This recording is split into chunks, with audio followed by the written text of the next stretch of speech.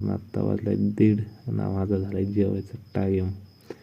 तर मी निघलो फायनली आता बाबा जेवायला.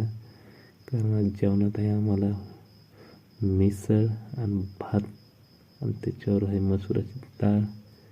तर भात आणि मिसळ आणि डाळ आणि त्याच्यावर एक हिरवी मिरची ती घेत आहे मी खाऊन.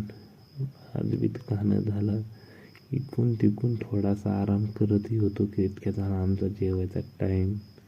तर जेवण करून फायनली आता आम्ही कामाला लागणार आहे. तर माझे काका लागलेत पण कामाला.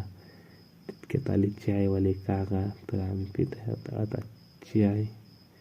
तर चहा तसा बी आम्ही पिऊन उठणारही होतो की तितक्यात आले आमच्या गाडीत.